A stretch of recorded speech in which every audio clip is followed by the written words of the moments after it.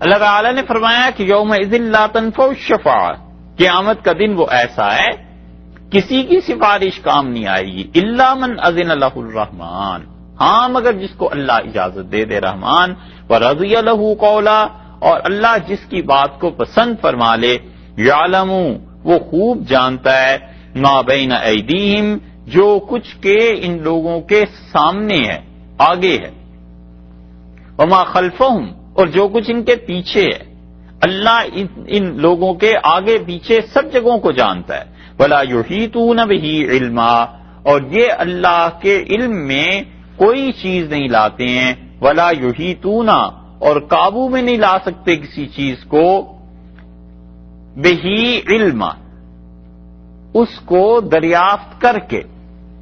تو بتا دیا کہ لوگوں کے آگے اور پیچھے جو کچھ ہے اللہ کو سب معلوم ہے، اور لوگ اس کے علم کا احاطہ نہیں کر سکتے۔ اللہ کا علم سب پر غالب ہے، لیکن لوگوں کا علم اللہ پر غالب نہیں ہے، اس لیے کہ خدا کے ہاں جہالت نہیں ہے اور انسانوں میں جہالت ہے۔ ہر آدمی کی معلومات کم ہے اور جہالت زیادہ ہے، سیدھی سی بات ہے نا۔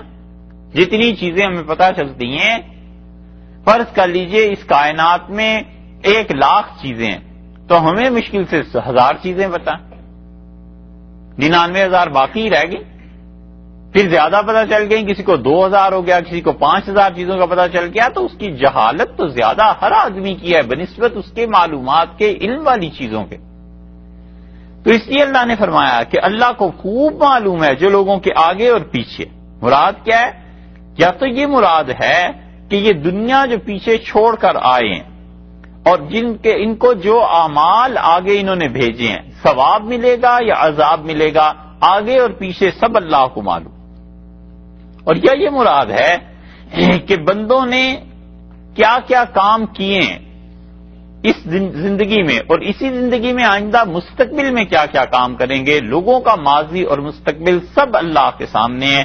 اللہ تعالیٰ نے فرمایا بلا یحیطون بہ علما، اور یہ لوگ اللہ کے علم کو قابو میں نہیں لا سکتے، اللہ کا علم ان سب پر غالب ہے۔ اللہ تعالیٰ بار بار اپنی صفت علم کا ذکر کرتے ہیں، اس لیے کہ علم اللہ تعالیٰ کی بہت بڑی صفات میں سے ہے، حتیٰ کہ ارادے سے بڑی صفت اللہ کی علم۔ اسی لیے اللہ تعالیٰ نے علم کو پسند کیا ہے، اور اسی لیے اللہ تعالیٰ نے علم کی بڑی تعریف کی ہے، اور اسی لیے اللہ تعالیٰ نے اہل علم کے متعلق کہا ہے کہ ان کے بڑے درجات ہیں، بہت بلند درجے ہیں اللہ کے ہاں۔ جتنا بھی علم انسان حاصل کرتا ہے وہ خدا کے ہاں اپنے گناہوں کو کم کراتا ہے، اللہ کا قرب حاصل کرتا ہے، اور اللہ تعالیٰ کی رحمت کا مستحق بنتا چلا جاتا ہے۔ اس لیے اللہ تعالیٰ بار بار اپنی صفت علم کا ذکر کرتے ہیں۔ اور ارشاد فرمایا وعنت الوجوہ، اور چہرے جھک جائیں گے، وعنت الوجوہ، اور لوگ جو ہیں اپنے منہ آگے کرتے ہیں، للحی القیوم، اس کے لیے جو ہمیشہ ہمیشہ کا ہے، الحی ہمیشہ زندہ رہنے والا، القیوم ہمیشہ قائم رہنے والا۔ لوگوں کے چہرے جھک گئے اس دن اللہ کے سامنے، قیامت میں بڑے سے بڑا آدمی بھی اپنے چہرے کو جھکا کر حاضر ہوگا۔ تو اس لیے ارشاد فرمایا کہ وعنت، معانہ، وہ بغض، اناد جس میں ہلاکت کا پہلو غالب ہو، خوف بھی ہو اور ڈر ہو کہ مارا جائے گا، اس کو کہتے ہیں۔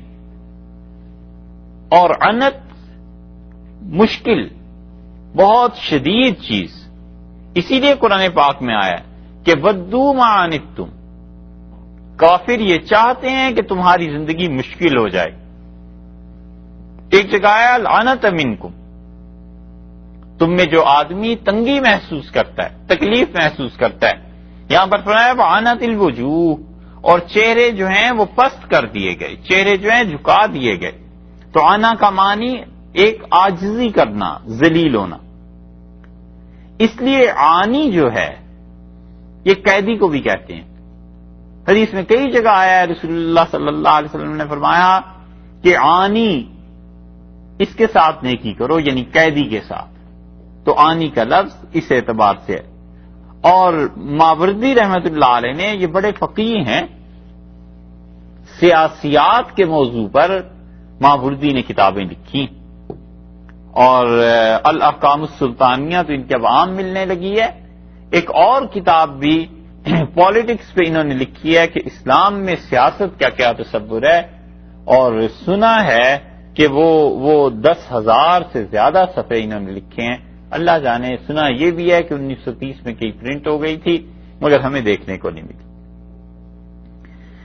ماوردی کہتے ہیں کہ اللہ تعالی نے یہاں جو کہا ہے کہ چہرے اللہ تعالی کے سامنے جھک جائیں گے یا ذلیل ہو جائیں گے، تو ذلیل اس کو کہتے ہیں جو آدمی حرکتیں ایسی کرے جو ذلت کی.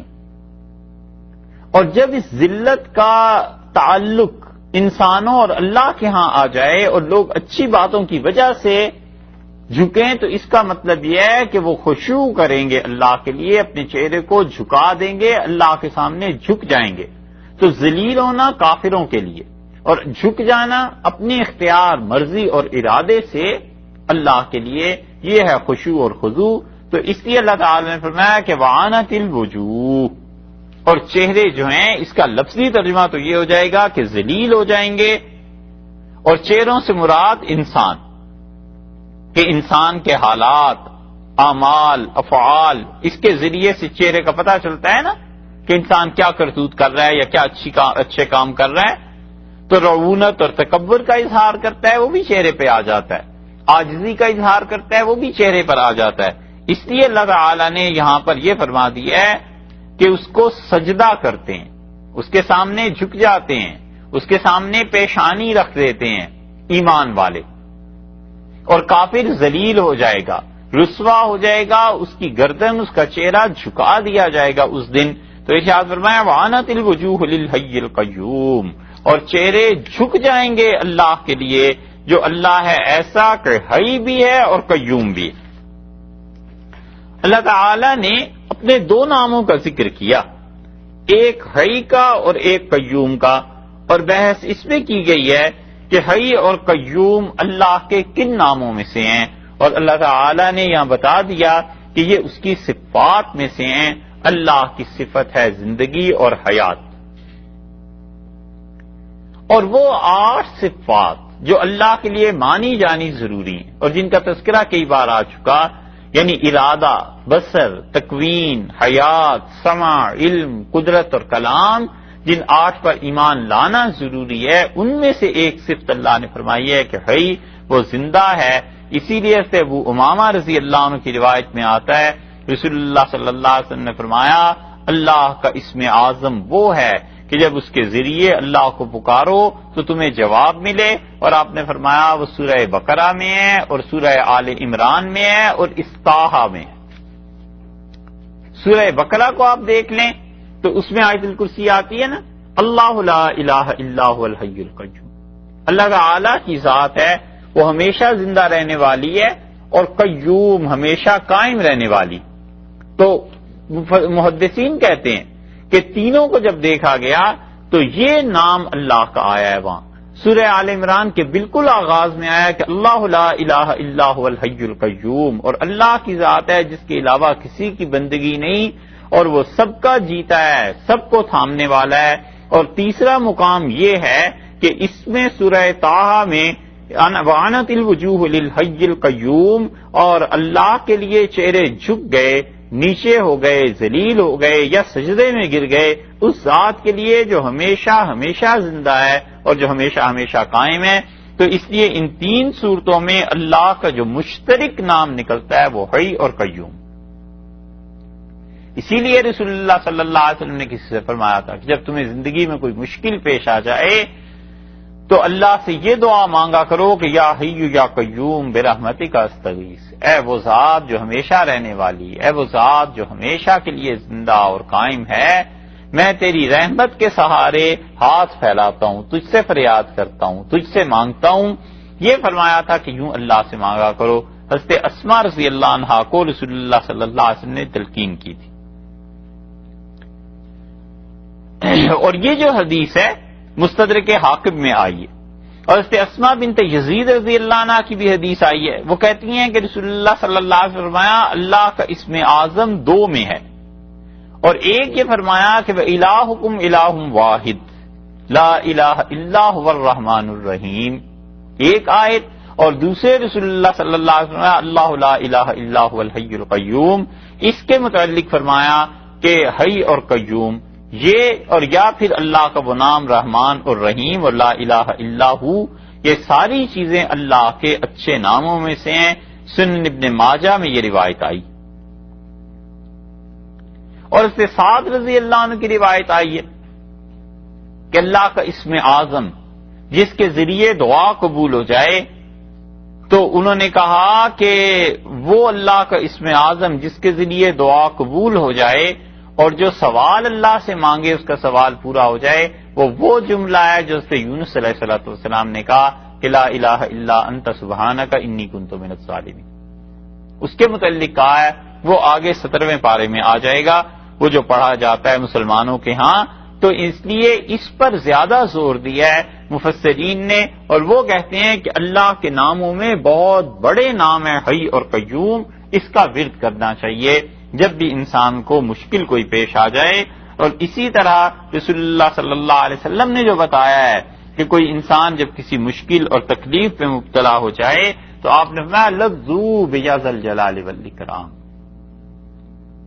چمٹ جاؤ، اچھی طرح پکڑ لو اس بات کو کہ یا ذل جلال والاکرام، بار بار پڑھتے رہو یا ذل جلال والاکرام، یا ذل جلال والاکرام، اے وہ ذات جو بڑی عزت والی ہے، اے وہ ذات جو دبدبا روب طاقت والی ہے، یعنی مطلب یہ کہ پروردگار اس مسئلے کو حل کر دے۔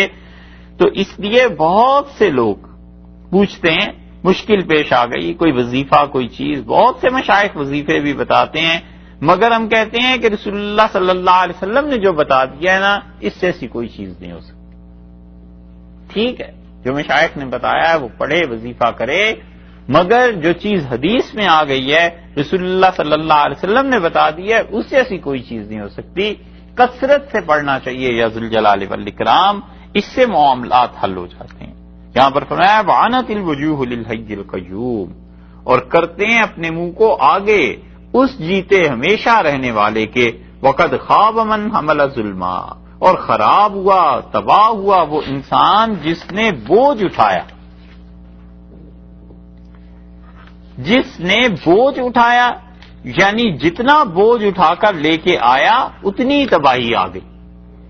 اسی صورت میں پیچھے گزرا ہے نا جہاں سے آج بات شروع کی تھی کہ اللہ تعالی نے فرمایا 100 نمبر آیت میں کہ من اعرض عنہ، جو قرآن سے منہ پھیر لے گا فإنہ یحمل یوم القیامت وزرا، وہ قیامت کے دن بوجھ اٹھا کر لائے گا، خالدین فیہ، ہمیشہ بوجھ اٹھائے گا، وساء لہم یوم القیامت حملا، اور برا ہے اس پر قیامت کے دن یہ جو بوجھ اٹھا کے لا رہا ہے، کتنا برا بوجھ ہے جو قرآن نہ سمجھنے سے اس نے اٹھا لیا ہے۔ یہ ہے وہ چیز کہ اللہ تعالی نے فرمایا کہ دیکھو وقد خواب من حمل ظلم، برباد ہوا وہ انسان جس نے ظلم کیا، اپنے اپنے درجے کا ظلم، جو جس درجے کا ظلم کرتا ہے اتنی بربادی اس کے ذمہ آتی ہے، اور سب سے بڑا ظلم وہ شرک ہے، شرک کرے گا اس کا خمیازہ بھگتے گا، اپنی جان پر ظلم کرے گا اس کا خمیازہ بھگتے گا، بس جو کچھ کرتا ہے وہ اس کے سامنے آ جائے گا۔ اسی مضمون کی حدیث یہ آیت آگے بھی آ رہی ہے، وَمَن يَعْمَلْ مِنَ الصَّالِحَاتِ، اور جس انسان نے کی نیکیاں، جو کوئی کرے کچھ بھلائیاں، من الصالحات، من کا لفظ آیا نا، اس کا مطلب ہے کچھ بھلائیاں جس انسان نے کر لی، پوری بھلائیاں پوری نیکیاں تو خیر کوئی کیا کر سکتا ہے، اس لیے ارشاد فرما دیا کہ کسی انسان نے کچھ بھی نیکیاں کر لیں، تھوڑی سی بھی نیکیاں اللہ کے ہاں لے کے آ گیا، جتنی وہ نیکیاں لایا ہے اس کے ساتھ اللہ کا فضل شامل ہو جائے گا۔ تو فرما دیا کہ وَمَن يَعْمَلْ مِنَ الصَّالِحَاتِ، جس نے کچھ نیکیاں کی وَهُوَ مُؤْمِنٌ، شرط یہ ہے کہ ایمان والا ہو، اللہ کی توحید کا قائل، حضور اقدس صلی اللہ علیہ وسلم کی رسالت، ختم نبوت، ان چیزوں کا قائل، فَلَا يَخَافُ ظُلْمًا، تو اس انسان کے لیے کوئی ڈر نہیں ہے کوئی بے انصافی نہیں ہوگی، ولا ہضما، اور نہ ہی اسے دبایا جائے گا، کوئی گھبرانے کی بات نہیں ہے، کوئی اسے نہیں دبا سکتا۔ اللہ تعالی کے ہاں کوئی زور اس پر نہیں ہوگا، اللہ کے ہاں انصاف ہوگا۔ مومن کے لیے دو چیزوں کا ذکر فرما دیا، ایک کا کہ ظلم نہیں ہوگا، یعنی جو نیکیاں لایا ہے یا اس نے کی ہیں پوری پوری دی جائیں گی، کوئی ظلم نہیں کریں گے، کوئی اس کی نیکی کم نہیں کریں گے، ولا ہضما، اور نہ ہی اس انسان کو کوئی دبا سکے گا۔ عدل ہے، انصاف ہے، جو کچھ بھی ہے سب سامنے، کوئی اس پہ روب نہیں جما سکے گا، کوئی اس کے ساتھ زیادتی نہیں کر سکے گا، ساری چیزیں ہم انہیں دے دیں گے۔ وَكَذَلِكَ أَنزَلْنَاهُ، اور ٹھیک اسی طرح ہم نے اس قرآن کو نازل کیا ہے، عربین، صاف زبان میں ہم نے نازل کیا ہے، ہم نے اتارا ہے آپ پر قرآن عربی زبان کا، اس لیے کہ رسول اللہ صلی اللہ علیہ وسلم کا گرد و پیش وہ سب لوگ عربی جانتے تھے۔ اللہ نے فرمایا ہم نے اسے نازل کیا ہے آپ پہ، اور اس قرآن کو پڑھیے اور اس کو دیکھیے، وَصَرَّفْنَا فِيهِ مِنَ الْوَعِيدِ، اور ہم نے بار بار سنائی ہیں اس میں ڈر کی باتیں، بار بار سنائی ہیں۔ کیوں؟ لَعَلَّهُمْ يَتَّقُونَ، شاید کہ لوگ ڈریں، او يُحْدِثُ لَهُمْ ذِكْرًا، یا ان کے دل میں کیا ہو جائے، ان کے دل میں سوچ پیدا ہو جائے۔ اللہ نے فرمایا ہم نے اس قرآن کو نازل کیا ہے، اور سب سے پہلی بات تو یہ کہ اسے عربی میں نازل کیا ہے، لوگ عربی جانتے ہیں، سمجھتے ہیں، اس قرآن کو اچھی طرح پڑھیں اور سمجھیں۔ وَصَرَّفْنَا فِيهِ مِنَ الْوَعِيدِ، دوسری بات یہ ہے کہ ہم نے بار بار ڈر سنایا ہے، تاکہ ڈر کی وجہ سے، خوف کی وجہ سے لوگ اللہ کی نافرمانی کو چھوڑ دیں اور اللہ کے در پہ حاضر ہوں۔ لَعَلَّهُمْ يَتَّقُونَ، تاکہ لوگ بچیں، لوگوں میں تقوی پیدا ہو جائے، لوگوں میں اللہ کا خوف پیدا ہو جائے، کہ آدمی بچ جائے جہنم سے۔ تو منکر جو ہے وہ ڈر کر قرآن پر ایمان لے آئے، اور مومن انسان ہے تو او یحدث لہم ذکرا، یا اس انسان کو کیا پھر توفیق ملے، یحدث لہم ذکرا، اس کے دل میں سوچ آ جائے، یعنی مزید ترقی کر جائے۔ اگر کافر ہے تو ڈر کے ایمان لے آئے گا، مومن ہے تو قرآن اس کے دل میں سوچ پیدا کر دے گا کہ زندگی کس غفلت میں گزر رہی ہے، نتیجہ یہ کہ اس انسان کے درجے بلند ہو جائیں گے۔ اس لیے آدمی سوچے قرآن کو پڑھ کے کہ میں ان دونوں میں سے کس کیٹیگری میں آتا ہوں، الیاذ باللہ کافر ہوں تو مجھے توبہ کرنی ہے، اللہ کے ساتھ تعلق کو قائم رکھنا ہے۔ مستشرقین قرآن پڑھتے ہی ہیں، بڑے بڑے عیسائی پڑھتے ہیں، بڑی بڑی چیزیں لکھتے ہیں، انسائکلوپیڈیاز میں اس کا ذکر کرتے ہیں، اپنی تقریروں میں ذکر کرتے ہیں، یہ ان کے لیے ہے، اور ہر اس انسان کے لیے بھی جس کو خدا نے قرآن کی سمجھ دی ہے کہ یا تو وہ کافر ہے تو اللہ نے فرمایا وہ ڈرے، او یحدث لہم ذکرا، اور مومن ہے تو پھر اس کا آغاز ہو گیا ہے اسلام کا، ہدایت کا، اس کی زندگی میں تبدیلی آنی چاہیے۔ اس لیے جس شخص کو بھی قرآن پڑھنے کے باوجود سمجھنے کی اس کی زندگی میں تبدیلی نہیں آتی اور اس کا ماضی اور مستقبل برابر ہیں، تو اسے اس سے بھی پہلے پھر سوچنا چاہیے کہ آخر خرابی کہاں ہے، برائی کہاں ہے، کیوں تبدیلی نہیں آ رہی، کیوں پہلے سے بہتر نہیں ہو رہا، اور اگر بہتر ہو رہا ہے وہ سمجھتا ہے انصاف اور دیانت سے شکر ادا کرنا چاہیے اللہ کا، پھر گھبرانے کی بات نہیں ہے، پھر تو اس کی ترقی ہو جائے گی۔ یحدث لہم ذکرا، اللہ نے فرمایا اس میں کیا ہو جائے گا، وہ سوچ اس کی اچھی ہوتی چلی جائے گی۔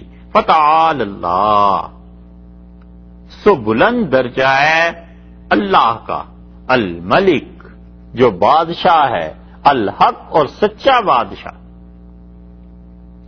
سو درجہ بلند ہے اس پروردگار کا جو سچا ہے، جو بلند ہے، جو بادشاہ ہے۔ اس لیے ساری باتوں کے بعد اللہ نے پھر اپنی توحید اس میں ذکر کر کہ جتنا کچھ تم نے سن لیا ہے، حضرت موسیٰ علیہ السلام کا معاملہ، جادوگروں کا معاملہ، کافروں کا انجام، حشر کی سختیاں، یہ سب چیزوں کے بعد ہم تمہیں کہتے ہیں فتعال اللہ الملک الحق، سب سے بلند درجہ اللہ کا ہے جو بادشاہ ہے سچا، اور سچا بادشاہ ہے، یعنی دنیا میں جتنی بادشاہتیں ہیں سب جھوٹ ہی جھوٹ، سب غلط ہی غلط، کتنے ہی جھوٹ ہیں جو اس کائنات میں ہیں، اور سچی ذات اللہ کی، اس کی بادشاہت قائم ہے، اس کو کوئی زوال کا خطرہ نہیں ہے، کوئی اس کے ملک کو مٹا نہیں سکتا، کوئی اس کی حکومت کو چھین نہیں سکتا۔ وہ چاہے تو کسی کو حکومت دے اور چاہے تو نہ دے، وہ چاہے تو مہربانی کرے احسان فرمائے، نہ چاہے احسان کرنا انصاف کر دے۔ اس سچے بادشاہ کے سامنے کس کی پیش چلتی ہے؟ ساری تعریفیں اس کے لیے ہیں، اور سب سے بلند و بالا وہی۔ کہتے ہیں کہ ایک آدمی، ایک بزرگ تھے، وہ کسی گاؤں میں رہے اور لوگوں کو ان سے محبت ہو گئی، تعلق بڑھ گیا۔ تو ایک دن انہوں نے اپنا سارا سامان اٹھایا اور چل پڑے۔ تو لوگوں نے کہا حضرت کہاں جاتے ہیں؟ تو انہوں نے کہا بھائی میں جھوٹوں کے محلے میں جا رہا ہوں۔ تو لوگ بڑے حیران ہوئے، انہوں نے کہا حضرت یہ محلوں کے نام ہوتے ہیں، کوئی جھوٹوں کا محلہ تھوڑا ہی ہوتا ہے۔ تو انہوں نے کہا اپنی اپنی سمجھ کی بات ہے، اور باقی میں تو جھوٹوں کے محلے میں جا رہا ہوں۔ تو لوگوں نے پوچھا آپ سے ملنا ہو؟ تو انہوں نے کہا یہاں سے سیدھا جانا اور کئی ایک میل چل کے، کوس چل کے آگے جھوٹوں کا محلہ آ جائے گا، وہاں کسی سے پوچھ لینا، تو میں وہیں پہ ہوں گا، مل لوں گا۔ لوگوں کو ان کے جائے پیچھے ان کی یاد آئی، مہینہ دو مہینہ جب گزر گئے تو ملنے گئے۔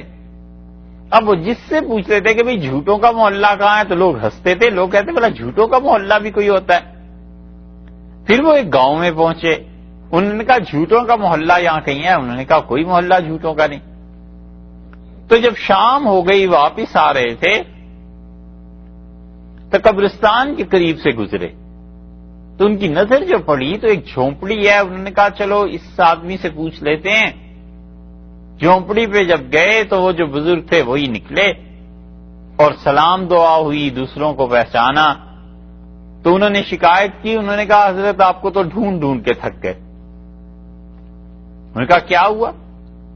ان کا حضرت جب چلے تھے آپ ہمارے گاؤں سے تو آپ نے کہا تھا کہ میں جھوٹوں کے محلے میں جا رہا ہوں، تو ہم اپنے گاؤں سے نکلے مہینے بعد اور ہر ایک سے پوچھتے ہیں یہ جھوٹوں کا محلہ کہاں ہے، لوگ ہنستے ہیں اور جھوٹوں کا محلہ کوئی بتا نہیں رہا تھا، ابھی ہم قبرستان سے گزرے اتفاق سے آ گئے تو آپ مل گئے۔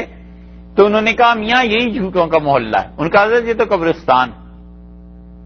تو باہر نکلے، انہوں نے کہا یہ بھی ایک جھوٹے کی قبر ہے جو دنیا میں کہتا تھا کہ اس کی بادشاہت کو زوال نہیں آئے گا۔ انہوں نے کہا یہ بھی ایک جھوٹے کی قبر ہے جو کہتا تھا کہ میرا مال ہے، اب اس کا مال کہاں گیا۔ یہ بھی ایک جھوٹے کی قبر ہے جو کہتا تھا میری اولاد، بس میرا نام اس کے ساتھ چلے گا، اس کا نام بھی مٹ گیا۔ یہ سارے جتنے تمہیں نظر آتے ہیں زندگی میں یوں ہی دعوے کر کر کے مر گئے، یہ جھوٹے نہیں تھے تو پھر دنیا میں جھوٹا کون ہے؟ یہی حال ہوتا ہے۔ اللہ نے فرمایا فتعال اللہ الملک الحق، بلند ہے، عالی شان ہے، اونچے درجے والا ہے، بہت بلند درجے والا ہے اللہ، یا اللہ کا درجہ بلند ہے۔ کون ہے اللہ؟ الملک الحق، سچا بادشاہ، اس کے علاوہ سب بادشاہیاں جھوٹی ہیں، آج ہے اور کل نہیں ہے۔ ایک اس صدی میں دیکھ لیں کتنے لوگ تھے جنہیں اقتدار کے دعوے تھے اور کیسے ملیا میٹ ہو گئے، کتنے لوگ تھے جنہیں حکومت کے دعوے تھے اور اللہ کی گرفت جب آئی حکومتیں مٹ گئیں، طاقتیں ٹوٹ گئیں، سلطنتیں درہم برہم ہو گئیں، اور اللہ کی بادشاہی جیسے پہلے دن قائم تھی ویسے آج بھی قائم ہے، اور جیسے آج کے دن قائم ہے کائنات میں ہمیشہ قائم رہے گی۔ بس وہی ذات ہے جس کی بادشاہی کو زوال نہیں اور جس کی حکومت مضبوط اور جس کا تخت ہمیشہ کے لیے ہے۔ اللہ نے کہا وہ ہے تمہارا پروردگار۔ وَلَا تَعْجَلْ بِالْقُرْآنِ، اس قرآن کو پڑھنے میں جلدی نہ کیجیے، قرآن کو لینے میں، من قبل، اس سے پہلے کہ ان یقضا، پوری ہو الیکا، آپ کی طرف، واحیہ، جب تک کہ اللہ کی طرف سے اس کا نازل ہونا پورا نہ ہو جائے آپ اس قرآن کو لینے میں جلدی نہ کیجیے۔ ایک طرف رسول اللہ صلی اللہ علیہ وسلم سنتے تھے جو جبریل امین کہتے تھے اور اس کے ساتھ ساتھ پڑھتے بھی تھے، تو دو بوجھ اللہ نے فرمایا بھئی ایک وقت آپ پہ جمع نہ ہو جائیں کہ آپ ساتھ ساتھ سن بھی رہے ہیں پڑھ بھی رہے ہیں، یہ جلدی نہ کیجیے۔ اور ہوا یہ کہ رسول اللہ صلی اللہ علیہ وسلم جب جبریل امین پڑھتے تھے ان کے ساتھ ہی پڑھنا شروع کر دیتے تھے تاکہ کہیں بھول نہ جائیں۔ یہ خوف تھا، ڈر تھا۔ اللہ نے فرمایا ایسی کوئی بات نہیں ہے، آپ اس قرآن میں کوئی سننا اور پڑھنا دونوں بوجھ نہ جمع کر لیں، بس آپ سنیں۔ اسی لیے آگے چل کر فرمایا کہ لا تحرک بہ لسانک لتعجل بہ۔ 29ویں پارے میں آتا ہے اللہ تعالیٰ نے فرمایا کہ اس قرآن کو لینے میں جبریل امین سے آپ جلدی جلدی اپنی زبان مبارک نہ ہلائیے۔ ان علینا جمعہ وقرآنہ، ہماری یہ ذمہ داری ہے، ہمارا یہ وعدہ ہے کہ ہم اس کو نازل کریں گے اور اس کو پڑھائیں گے بھی۔ ثم ان علینا بیانہ، اور پھر یہ ہمارا ذمہ ہے، ہمارا فرض ہے کہ ہم اس کی تفسیر بھی بیان کرائیں گے۔ ہم کہتے ہیں یہ جو رسول اللہ صلی اللہ علیہ وسلم سے اللہ نے وعدہ کیا تھا کہ ثم ان علینا بیانہ، اور پھر ہماری ذمہ داری ہے کہ ہم اس قرآن کو آپ سے بیان بھی کروا دیں گے، وہ وعدہ کہاں ہے؟ وہ کہاں پورا ہوا ہے؟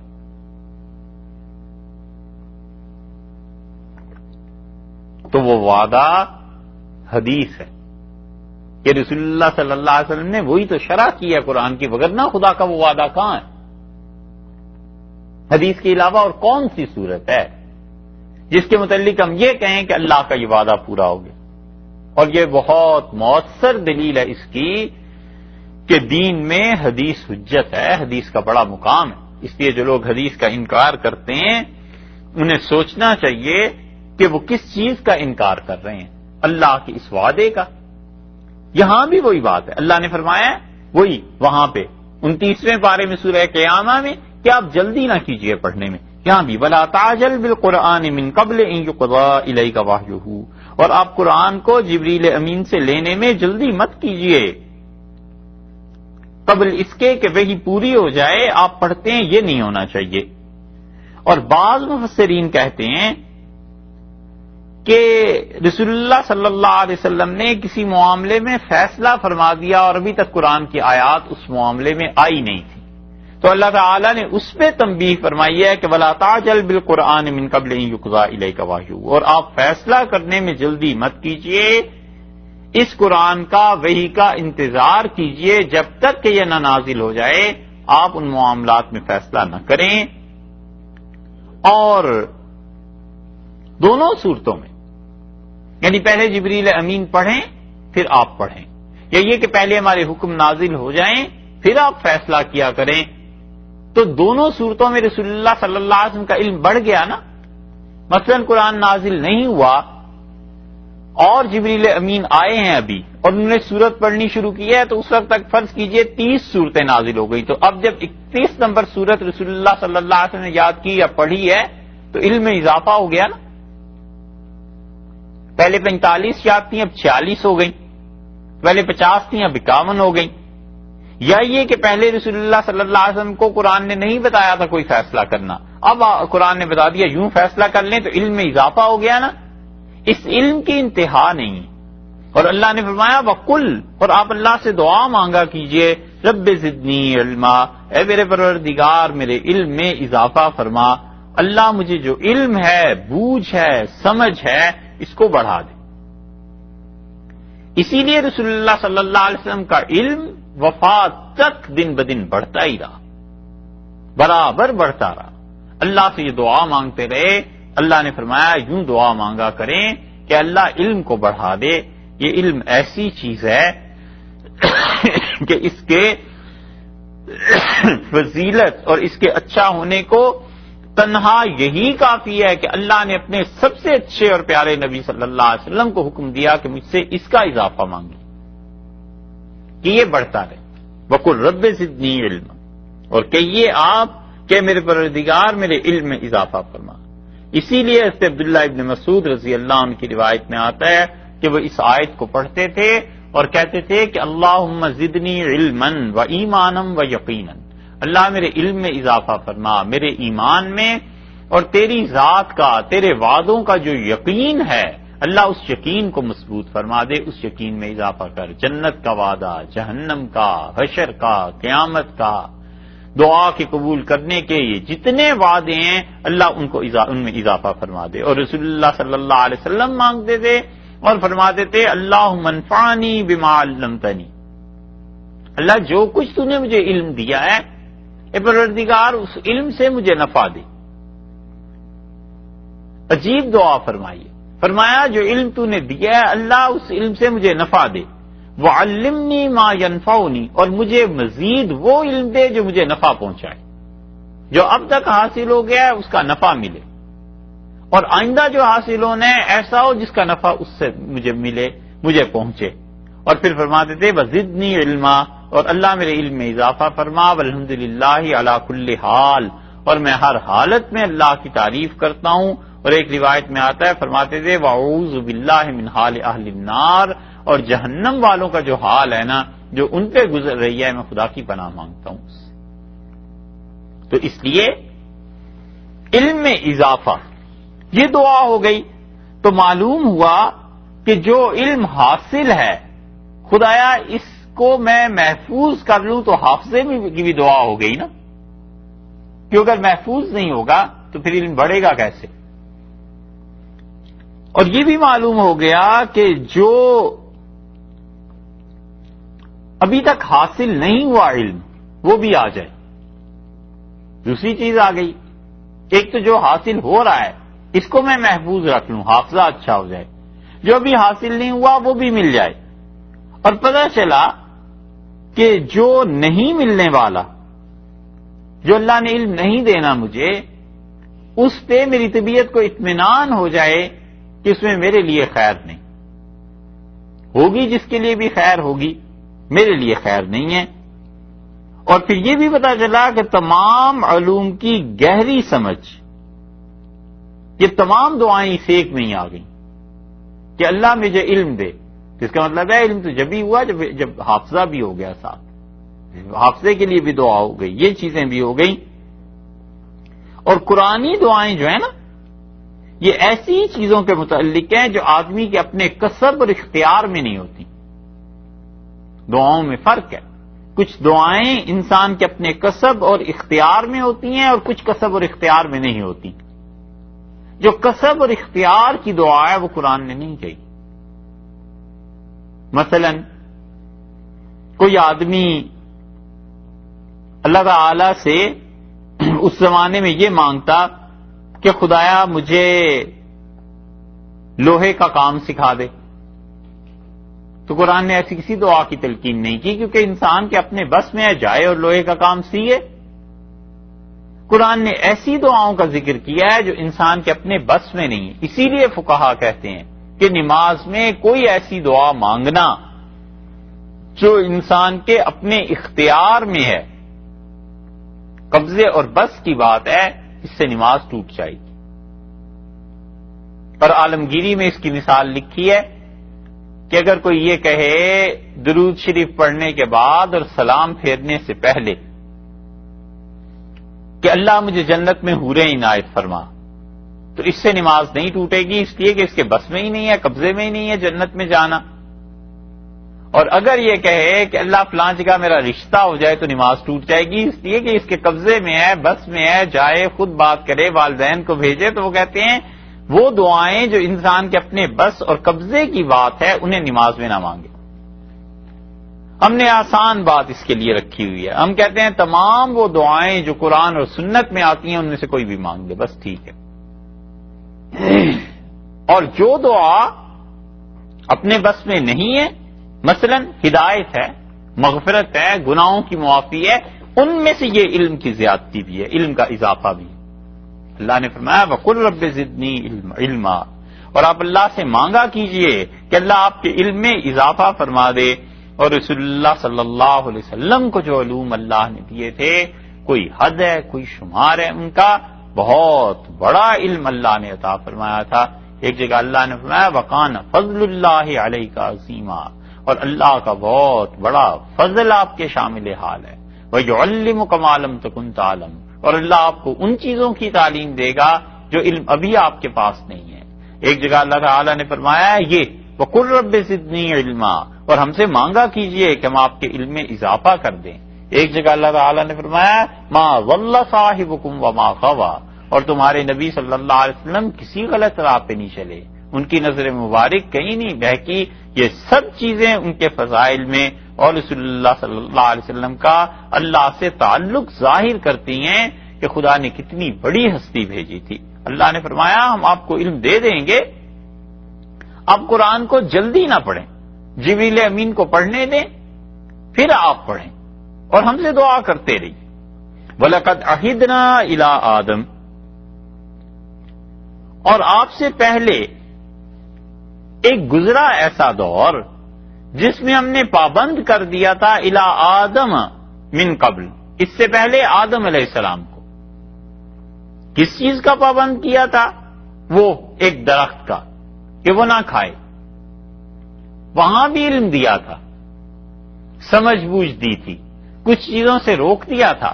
ہم آپ کو اس کی ایک مثال بتاتے ہیں کہ وَلَقَدْ عَهِدْنَا إِلَىٰ آدَمَ مِن قَبْلُ، اور اس سے پہلے ہم نے حضرت آدم علیہ السلام سے وعدہ لیا تھا، باندھ دیا تھا، پابندی لگا دی تھی کسی چیز پر، فَنَسِيَ، سو وہ بھول گئے۔ وہ درخت کی جو پابندی تھی اللہ نے فرمایا وہ بھول گئے۔ سیدھی سادی بات ہو گئی کہ وہ بھول گئے تھے، انہوں نے اس درخت کو کھا لیا۔ وَلَمْ نَجِدْ لَهُ عَزْمًا، اور ہم نے نہیں پائی ان میں کچھ ہمت۔ یہ جو ٹکڑا ہے نا وَلَمْ نَجِدْ لَهُ عَزْمًا، اس کو دیکھیں آپ مفسرین نے بحث کیسے اس پہ کی ہے۔ وہ کہتے ہیں کہ انہوں نے آدم علیہ السلام بھول گئے، وَلَمْ نَجِدْ لَهُ عَزْمًا، اور ہم نے انہیں پختہ ہمت کا نہیں پایا، یعنی یہ جو لغزش ہو گئی تھی، یہ جو خطا ہو گئی تھی، اس خطا میں وہ پکے نہیں پائے گئے، فوراً رجوع کیا، اللہ سے معافی مانگ لی اور کہا ظلمنا انفسنا، اللہ ہم نے اپنی جانوں پر ظلم کر لیا، فَإِن لَّمْ تَغْفِرْ لَنَا وَتَرْحَمْنَا، اور اگر آپ معاف نہ فرمائیں اور اگر آپ رحمت نہ کریں، لَنَكُونَنَّ مِنَ الْخَاسِرِينَ، اللہ بڑا خسارہ، ٹوٹا، نقصان اٹھانے والے ہم تو بن جائیں گے۔ معافی مانگ لی۔ وَلَمْ نَجِدْ لَهُ عَزْمًا، اور ہم نے انہیں ثابت قدم نہیں پایا، یعنی مطلب یہ ہے کہ دیکھیے ان سے جو خطا ہو گئی، یہ لغزش جو تھی ہمت سے نہیں ہوئی تھی، بھول گئے تھے، ہمارا حکم یاد نہیں رہا تھا، اس لیے اللہ نے ان کی تعریف کر دی کہ وَلَمْ نَجِدْ لَهُ عَزْمًا، ہم نے انہیں اصرار کرنے والا نہیں پایا۔ ایک ترجمہ، آدم علیہ السلام اولو العزم پیغمبر تھے، عظمہ کا لفظ آیا ہے نا، اولو العزم پیغمبر یعنی بہت بڑے انبیاء علیہ السلام میں سے۔ یہی تھوڑی بات ہے کہ ساری انسانی نسل انہی کے ہاں سے، ان کی نسل میں اتنے پیغمبر گزرے اور اللہ تعالیٰ نے اس دنیا میں بھیجا، اور کائنات میں اللہ تعالیٰ نے ان سے حیات کا، زندگی کا، انسانوں کے آغاز کیا، اور اللہ تعالیٰ نے ان پر جو کرم نوازیاں کی ہیں، بار بار یا آدم یا آدم، اے آدم یہ کر لے، اے آدم یہ کر لے۔ کوئی ان سے پوچھے کہ انہیں خدا کے اس خطاب کا کتنا مزہ، کتنا لطف، کتنی لذت، خدا کے ساتھ محبت کا کیسا تعلق کہ بار بار اللہ ان کا نام لیتا۔ تو اس لیے وَلَمْ نَجِدْ لَهُ عَزْمًا، ہم نے انہیں کوئی اصرار کرنے والا نہیں پایا، ایک تفسیر۔ دوسری تفسیر مفسرین نے بالکل اس کے برعکس کی ہے، وہ کہتے ہیں فنسیہ، وہ بھول گئے، وَلَمْ نَجِدْ لَهُ عَزْمًا، اور ہم نے انہیں ثابت قدم نہیں پایا۔ تو گویا اللہ تعالی نے ان کی لغزش کا اظہار کر دیا۔ اسی وجہ سے قرطبی نے لکھا ہے کہ علماء کا ایک قول یہ بھی ہے کہ حضرت آدم علیہ السلام اولو العزم پیغمبر نہیں تھے، کیونکہ قرآن نے کہہ دیا ہے کہ وَلَمْ نَجِدْ لَهُ عَزْمًا، اور ہم نے انہیں ہمت والا آدمی نہیں پایا۔ یہ دوسرا قول بھی ہے، قرطبی نے اس کی تفسیر لکھی ہے، یعنی اے نبی صلی اللہ علیہ وسلم، آپ کی ہمت میں کوئی کمی نہیں آنی چاہیے، آپ کو ہم علم بھی دے رہے ہیں، وحی آ رہی ہے، جبریل امین آ رہے ہیں، اپنے قدم ثابت رکھیے، جمے رہیے اللہ کے دین پہ، ایسے نہ ہو جیسے آدم علیہ السلام نے کیا تھا کہ ان کو ہم نے اولو العزم نہیں پایا اور ان میں یہ کمی آ گئی تھی۔ اب یہ بات کہ حضرت آدم علیہ السلام اولو العزم رسول تھے یا نہیں تھے، قرطبی نے نقل کیا ہے، قرطبی رحمۃ اللہ علیہ نے، کہ بعض علماء کا یہی خیال ہے، لیکن جمہور امت اس کی قائل ہے کہ حضرت آدم علیہ السلام بڑے اولو العزم پیغمبر تھے، اللہ کے بڑے مقرب بندے تھے، اور اللہ تعالیٰ نے انہیں معاف بھی کر دیا تھا۔ اس کے یہی معنی لیتے ہیں کہ وَلَمْ نَجِدْ لَهُ عَزْمًا، ہم نے انہیں ہمت والا نہیں پایا، یعنی اصرار کرنے والا اس لغزش پہ نہیں پایا، کہ اپنی لغزش پہ اصرار کرنے والے نہیں تھے۔ انبیاء علیہ السلام ان کی ہمت اور ان کا اولو العزم ہونا اور ان کی ہمتوں کی وجہ سے پھر اللہ تعالیٰ کو دنیا کو ہدایت دینا، کتابوں کو نازل کرنا، یہ سب چیزیں ایسی ہیں جن کا تعلق انسان کے عقیدے سے بھی ہے اور اسی طرح اللہ تعالیٰ کے فضل سے بھی۔ وَإِذْ قُلْنَا لِلْمَلَائِكَةِ اسْجُدُوا، اور جب ہم نے کہا فرشتوں سے کہ سب کے سب سجدہ کرو لآدم، آدم کو۔ کئی بار یہ قصہ گزرا ہے، سورہ بقرہ میں گزرا تھا، پھر سورہ اعراف میں آیا، پھر اس کے بعد سورہ ہجر میں، وہاں آیا تھا 13ویں 14ویں پارے میں، پھر بنی اسرائیل میں، 5ویں مرتبہ یہاں آ گیا وَإِذْ قُلْنَا لِلْمَلَائِكَةِ اسْجُدُوا لِآدَمَ، اور جب ہم نے کہا فرشتوں سے کہ سجدہ کرو اس آدم علیہ السلام کے لیے، فَسَجَدُوا، سو سب کے سب گر پڑے سجدے میں، الا ابلیس، مگر شیطان، ابا، اس نے انکار کر دیا۔ فَقُلْنَا، ہم نے یہ کہا، یا آدم، اے آدم، ان ھذا، بلا شک و شبہ یہ شیطان، عدو اللہ کا، یہ تمہارا دشمن ہے، اسے دیکھ لو، یہ تمہارا دشمن ہے، بلے زوجی کا، اور تمہاری بیوی کا بھی دشمن ہے۔ سوچنے کی بات ہے کہ اللہ تعالیٰ نے یہ لام کا لفظ 2 مرتبہ کیوں استعمال کیا؟ ان ھذا عدو اللہ کا ولی زوجی کا، یہ تو آپ کا بھی دشمن ہے اور آپ کی بیوی کا بھی دشمن ہے۔ اتنا اگر ہو جاتا کہ ان ھذا عدو اللہ کا و زوجی کا، یہ آپ کا بھی دشمن ہے، بیوی کا بھی، تو اتنا بھی کافی تھا۔ یہ لام جو ہے نا، یہ دوبارہ لے آنا واو کے بعد لام، مفسرین کہتے ہیں یہ دوسرا لام ظاہر کرتا ہے کہ ابلیس کی، شیطان کی مستقل دشمنی حضرت حوا سے بھی تھی۔ اگر طبعی طور پہ، ضمنی طور پہ ہوتی کہ شوہر کا دشمن ہے لہذا بیوی کا بھی دشمن ہے، تو پھر یہ لام نہ آتا۔ یہ لام لانے کا مطلب یہ ہے کہ اللہ تعالیٰ نے بتا دیا تھا کہ نہ صرف یہ کہ تمہارا دشمن ہے، تمہاری اہلیہ کا بھی دشمن ہے۔ تو ایک تو ہوتا ہے نا دشمنی ویسے چلتی ہے، ایک یہ کہ مستقل دشمنی چلتی ہے۔ مثلا لڑائی ہو گئی والد سے کسی کی، تو وہ والد کا دشمن ہے تو ظاہر ہے اولاد سمجھتی ہے ہمارے بھی دشمن ہے، اور ایک کوئی سمجھاتا ہے کہ تمہارے باپ کے ہی نہیں، وہ تو تمہاری بھی جان کے در پہ ہے، تمہارا بھی دشمن ہے، تو 2 مستقل دشمنیاں ہو گئی نا۔ اس لیے فرما دیا کہ ان ھذا عدو اللہ کا ولی زوجی کا، یہ آپ کا بھی دشمن اور آپ کی بیوی، آپ کی اہلیہ کا بھی، فلا یخرجنکما، تو تم دونوں کو یہ جنت سے نکلوا نہ دے، من الجنت، جنت سے۔ تو دونوں کو بتا دیا کہ دیکھو اس کی کوشش یہی ہے کہ تم دونوں کو نکلوا نہ دے کہیں جنت سے، پھر کیا ہوگا؟ فتشقا، وگرنہ آپ تکلیف میں پڑ جائیں گے۔ تشقا کا لفظ جو ہے یہ شقاوت سے نکلا ہے، اور شقاوت کہتے ہیں بدبختی کو۔ تو یہاں پر آخرت تو مراد ہو نہیں سکتی، کیونکہ آدم علیہ السلام یا ان کی اہلیہ آخرت کے اعتبار سے بدبخت ہو رہی ہیں کہ آخرت میں لیاذ باللہ انہیں جنت سے محرومی ہو جائے، تو دنیا ہی مراد ہوئی نا۔ فتشقا، تو اس لیے ترجمہ اس کا یہ ہو گیا کہ پھر کیا ہو جائے گا؟ اگر اس نے تمہیں نکلوا دیا یہاں سے، فتشقا، تو تم تکلیف میں پڑ جاؤ گے، بڑی دقت ہوگی زندگی گزارنے میں۔ یہاں پر اللہ کی جو نعمتیں بغیر مشقت کے، بغیر کسی تردد کے حاصل ہو رہی ہیں، وہ چاروں نعمتیں جو ہیں وہ دنیا میں جا کے بڑی تکلیف کی چیزیں بن جائیں گی۔ کون سی چار نعمتیں ہیں؟ اللہ نے آگے ذکر کر دیا ہے۔ اللہ نے فرمایا فتشقا، تو تکلیف میں پڑ جائے گا اگر اس نے تمہیں یہاں سے نکلوا دیا۔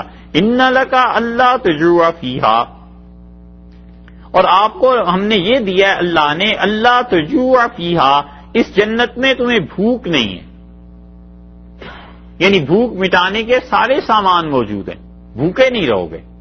ایک ولا تعرا، اور اسی طرح تم برہنا نہیں رہو گے، ننگے نہیں رہو گے، یہاں پہ سارے سامان ہیں جسم کو ڈھانپنے کے۔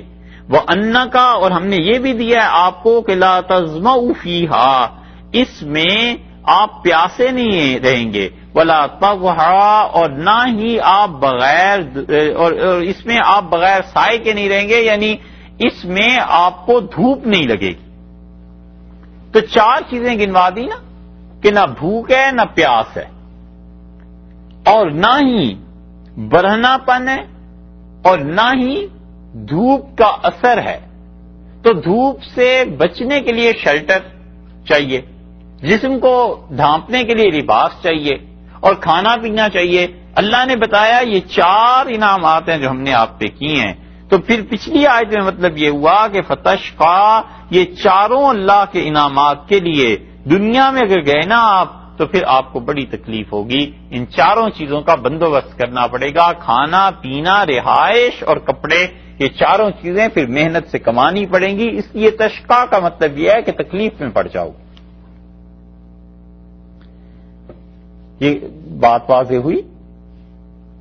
اچھا، بہت بحث ہے اس میں مفسرین میں، وہ تو جب آپ پڑھیں گے تو آپ کو اندازہ ہوگا کہ یہ مباحث کیسی کیسی ہیں۔ اچھا، پھر دیکھیے اس آیت میں اللہ تعالی نے یہ فرمایا کہ یہ شیطان تمہارا دشمن ہے اور تمہاری بیوی کا، اور آگے اسی آیت میں کہتے ہیں فلا یخرجنکما، تم دونوں کو من الجنت سے نکلوا نہ دے کہیں یہ، تو دونوں ہی کا ذکر چل رہا ہے نا۔ آخری لفظ جو لائے ہیں وہ یہ کہ فتشقا، وگرنہ کیا ہوگا اے آدم علیہ الصلوۃ والسلام تو تکلیف میں پڑ جائے گا۔ یہاں یہ کیوں نہیں اللہ تعالی نے فرمایا کہ تشقیا، تم دونوں تکلیف میں پڑ جاؤ گے؟ ہونا تو یہی چاہیے تھا۔ آتی ہے نا خیال میں یہ بات کہ پیچھے سے جب دو کا ذکر چل رہا ہے کہ ہم نے کہا آدم علیہ الصلوۃ والسلام سے کہ یہ آپ کا دشمن ہے، آپ کی بیوی کا دشمن ہے، دو ہو گئے، فلا یخرجنکما، تم دونوں کو نہ نکلوا دے، یہاں بھی دو ہو گئے، من الجنت، جنت سے، فتشقا، وگرنہ آدم علیہ السلام تو تکلیف میں پڑ جائے گا۔ اس سے مفسرین نے اور فقہا نے دلیل لی ہے، وہ کہتے ہیں یہ جو چاروں چیزیں آ گئی ہیں نا آگے، یہ ساری کی ساری شوہر کی ذمہ داری ہے، بیوی کی نہیں۔ اس لیے اللہ تعالیٰ نے آدم علیہ السلام کے متعلق کہا فتشقا، تو تکلیف میں پڑ جائے گا، محنت تجھے کرنی پڑے گی، کیونکہ حوا کا تو اس میں کوئی بات ہی نہیں ہے۔ بیوی جو ہے وہ ان چاروں امور میں مرد کے تابع ہو گئی، یعنی مرد ہے جو کما کر لائے، کھانے کے لیے بھی، پینے کے لیے بھی، کپڑے لتے کے لیے بھی، اور گھر بنانے کے لیے بھی، یہ ساری چیزیں مرد کے ذمہ آ گئی۔ دیکھو ان کی نظر کہاں گئی۔ یہ تھے ہمارے آباء و اجداد، اتنی گہری باتیں سوچتے تھے، اور ہم لوگ چاہے 1000 بار بھی اس آیت کو پڑھیں ہمارے ذہن میں آتی ہے کبھی بات؟ اتنا اللہ نے انہیں علم دیا تھا، ایک ایک لفظ پہ، ایک ایک حرف پہ غور کرتے تھے کہ فتشقا، اللہ تعالیٰ نے فرمایا تو تکلیف میں پڑ جائے گا۔ تو اس لیے یہ چار نعمتیں جو جنت میں بغیر کسی تردد کے حاصل ہیں، دنیا میں جا کر کمانی پڑ جائیں گی۔ تو یہ چاروں چیزوں میں جب اہلیہ اس کے ضمن میں آ گئیں، تو اس کا مطلب ہے کہ شوہر کھانے کا بھی بندوبست کرے، پینے کا بھی، کپڑوں کا بھی، اور مکان کا بھی، شیلٹر کا۔ اور اللہ تعالیٰ نے، ابن قیم رحمۃ اللہ علیہ نے بڑی اچھی بات اس پہ لکھی ہے، وہ کہتے ہیں اللہ نے دو چیزوں کے ساتھ دو چیزوں کا ذکر کر دیا ہے کہ اللہ تجوع فیہا ولا تعرا، کہ ہم نے آپ کو جنت میں دیا ہے کہ یہاں پر بھوک بھی نہیں ہے اور ننگا پن بھی نہیں ہے۔ تو وہ کہتے ہیں بھوک اندر کو خالی کر دیتی ہے، پیٹ کو خالی کر دیتی ہے، بھوک محسوس ہوتی ہے، اور لباس نہ ہو تو انسان ظاہر میں بغیر لباس کے ہو جاتا ہے۔ تو لباس اور بھوک کو مٹانے کے لیے خوراک دونوں ایک جگہ آ گئی. اور باقی جو دو کہے ہیں کہ تمہیں پیاس نہیں لگے گی جنت میں اور اسی طرح دھوپ بھی نہیں محسوس ہوگی، تو دونوں میں اثر ہے جلانے کا. پیاس میں بھی آدمی تنگ ہوتا ہے، جلتا ہے جسم، پانی مانگتا ہے، اور دھوپ میں بھی چونکہ انسان کو تنگی محسوس ہوتی ہے، اس لیے اللہ نے دونوں کو جمع کر دیا. اور بہت اچھی بات ایک اور بھی انہوں نے کہی مفسرین نے، وہ کہتے ہیں اللہ نے فرمایا ہے کہ ان لک اللہ تجوع فیہا ولا تعرا لا تظمؤ فیہا ولا تضحا. اللہ تعالی نے دو چیزوں کو اکٹھا کیا ہے کہ نہ تمہیں بھوک لگے گی، نہ تمہیں ننگا پن ہوگا، اور نہ ہی آپ کو پیاس لگے گی، اور نہ دھوپ ستائے گی. تو وہ کہتے ہیں یہ کیا بات ہوئی؟ اگر یوں کہتے کہ اللہ تجوع فیہا کہ اس میں آپ کو بھوک تنگ نہیں کرے گی، اور اس کے بعد آنا چاہیے تھا کہ لا تظمؤ فیہا آپ کو پیاس بھی نہیں لگے گی، تو بھوک اور پیاس تو ساتھ ساتھ ہیں، یہ ہونا چاہیے تھا. اور دوسری طرف کہ یہ ہو جاتا کہ ولا تعرا ولا تضحا، اور نہ تم برہنا ہوگے نہ دھوپ تمہیں تنگ کرے گی. کپڑے بچا لیتے ہیں نا دھوپ سے، تو وہ کہتے ہیں ان دونوں کو آپس میں ملانا چاہیے تھا، اور ان دونوں کو اللہ تعالیٰ نے ان چاروں چیزوں کو ایک دوسرے کے ساتھ کیوں ملایا؟ اور پھر اس پہ اس کا جواب انہوں نے بڑا اچھا دیا. وہ کہتے ہیں کہ اس کا مطلب یہ ہے کہ اللہ نے انہیں بتا دیا اور سمجھا دیا کہ دیکھو بھوک اور ننگا پن یہ آپس میں جڑے ہوئے ہیں.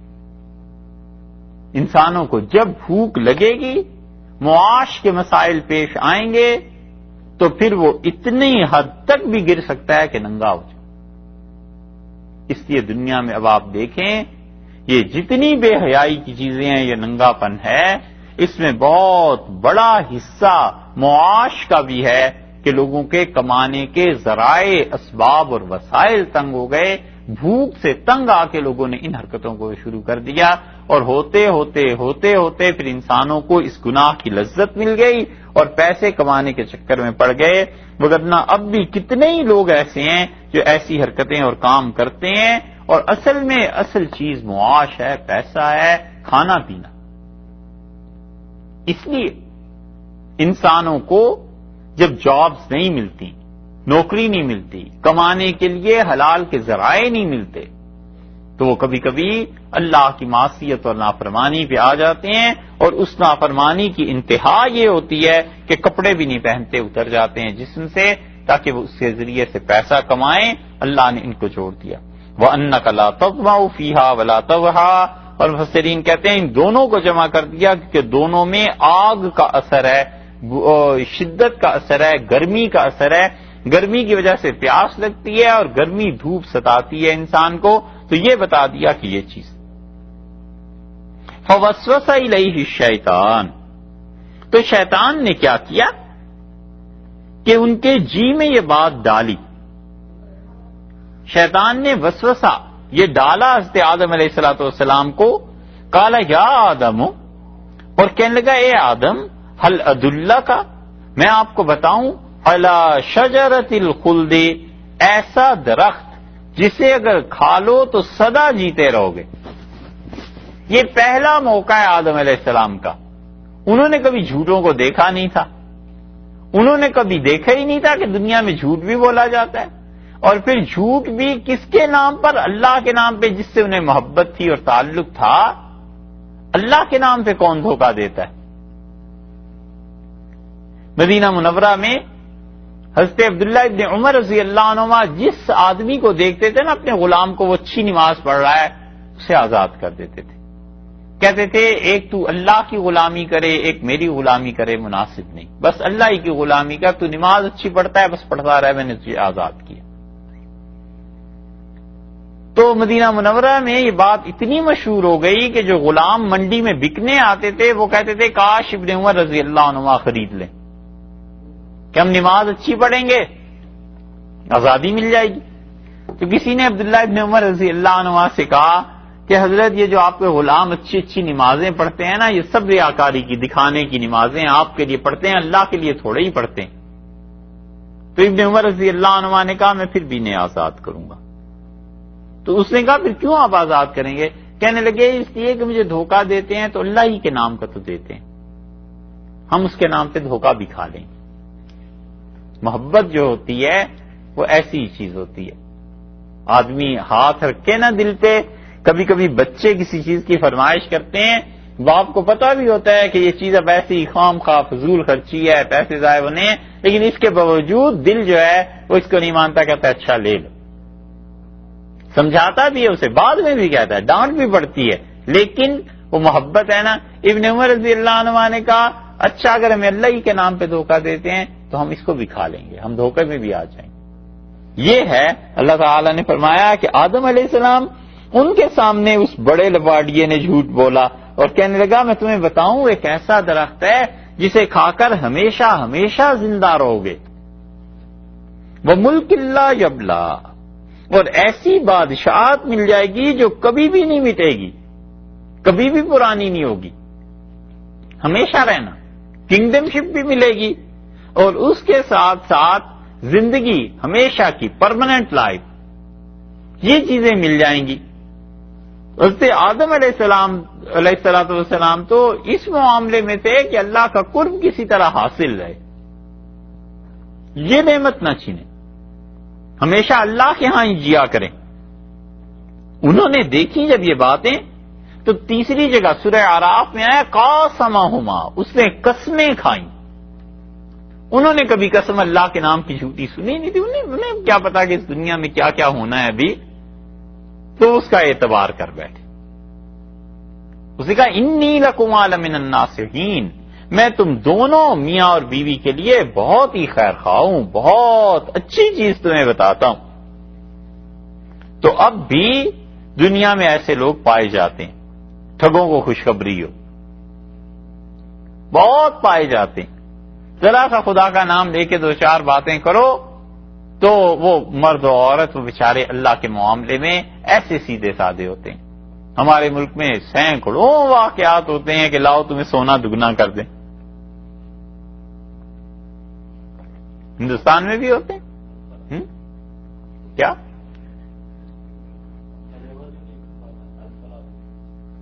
الفلاح، بس ایسے ہی ہوتا ہے، چلی جاتی ہیں خواتین گھروں میں، لاؤ سونا دگنا کر دیں، لاؤ یہ چیز کر دیں، وہ چیز کر دیں، اور پہلے سے بھی گئے۔ اس نے کہا تمہیں بادشاہی دلاتا ہوں، تم ہمیشہ ہمیشہ زندہ رہو گے، قسم کھاتا ہوں تمہارے لیے، تمہاری بیوی کے لیے بڑے ہی خیر خواہ۔ دیکھا، اس نے کہا انی لکما لمن الناصحین، اور میں تم دونوں کا بہت خیر خواہ ہوں۔ یہی جملہ سے موسیٰ علیہ السلام سے بھی ایک نے کہا تھا، آگے آ رہا ہے فخرج، اس نے کہا ان الملأ یأتمرون بک، یہ جو قتل ہوا ہے نا، فرعون نے بلا لیا ہے سرداروں کو اور سب بیٹھ کے وہ مشورہ کر رہے ہیں، اس کے ہاں بھی میٹنگز چلتی تھیں، اللہ جانے اتنی لمبی چلتی تھی یا نہیں، لیکن میٹنگز چلتی تھی۔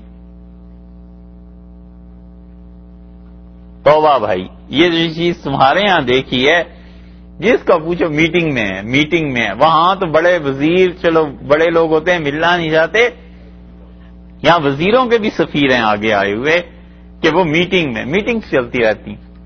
تو اس نے کہا میٹنگ ہو رہی ہے تمہارے متعلق کہ جو تم نے قتل کیا ہے اس کے عوض میں اب کیا ہونا ہے، سزا کیا ملنی ہے۔ فخرج انی لک من الناصحین، موسیٰ علیہ السلام نکل یہاں سے، میں تجھے تیرا بڑا ہی خیر خواہ ہوں۔ سوچتے ہیں یہی جملہ شیطان نے سیدنا آدم اور ان کی بیوی علیہ السلام سے کہا، اور یہی جملہ وہ آ کر کہہ رہا ہے حضرت موسیٰ علیہ السلام سے۔ تو کیسے الفاظ ایک ہی طرح کے ہوتے ہیں اور اس کے پیچھے نیتیں کتنی مختلف ہوتی ہیں، بس اللہ ہی بچائے تو بچائے۔